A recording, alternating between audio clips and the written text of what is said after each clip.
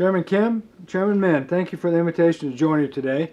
Unfortunately, I can't be there with you in person, but I'm grateful for the opportunity to engage with Korean and American business and academic communities, and to share some thoughts with your distinguished guests. Today, Americans celebrate Thanksgiving, our version of Chuseok, a very special day where families and friends gather from afar, or in this time of COVID virtually, to reflect and give thanks for one another and for all the blessings throughout the year. So on this Thanksgiving Day here in Seoul, I'm thankful for the ironclad U.S.-ROK alliance and the long-standing and fruitful relationship between our two countries. I'd also like to acknowledge the Korean government for its exemplary management of COVID. Follow the rules and follow the science seems simple in concept but complex in execution. The ROK government has made both work, and I'd like to especially recognize the Korea Disease Control and Prevention Agency, or KDCA, Commissioner Jung Eun-kyung, for her effective leadership throughout the fight against this virus.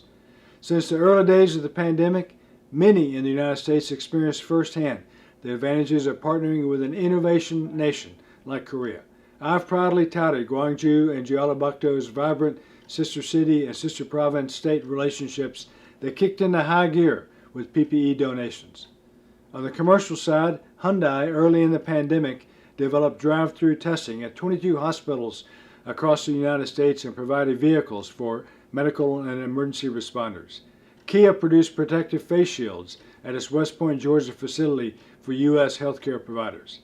These and the many other examples of Korean companies, governments, and veteran organizations, and everyday people reaching out to help the United States in our time of need was a true testament of the strength of our alliance and our deep and abiding people-to-people ties. And I'm confident that this kind of strong cooperation will help defeat this disease. While COVID-19 has put a clear damper on the global economy and has forced to put many normal business activities on hold, it's remarkable to see how quickly our respective business communities adapted to the new normal and found creative solutions to carry on through the thick of this modern-day pandemic. Our trade relationship has long been robust.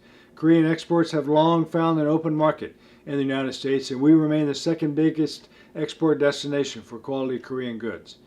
Despite COVID disruptions, the good news is that the U.S. exports continue to rise, and pre-COVID, our bilateral trade numbers were on a 4-year increase, reaching a record $172 billion in two-way trade in goods and services.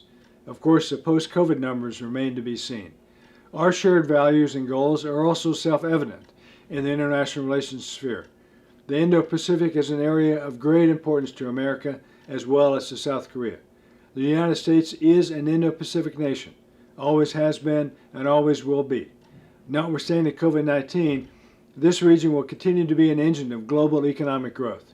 4 of the world's 6 largest economies are found here: China, Japan, India, and of course the United States. ASEAN is the fastest growing economic zone in the world, and its members are major buyers of U.S. products.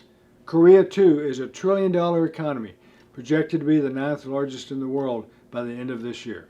In fact, many of you may have participated in our recent Indo-Pacific Business Forum, which was a virtual event from Hanoi, Vietnam, just last month. The forum advanced a vision for the Indo-Pacific as a free and open region composed of nations that are independent, strong, and prosperous. So, in closing, let me again thank you for the opportunity to speak at this event and for the hard work that you all do to contribute to the strong and enduring U.S.-Korea alliance. I say this a lot because it's true, and I mean it. There is not a better place to serve as U.S. Ambassador and no better partner and ally for the United States than the Republic of Korea. So thank you, and on behalf of the American people, I'd like to extend a warm Thanksgiving greeting to all of our Korean friends. So to all of you and your loved ones, happy Thanksgiving.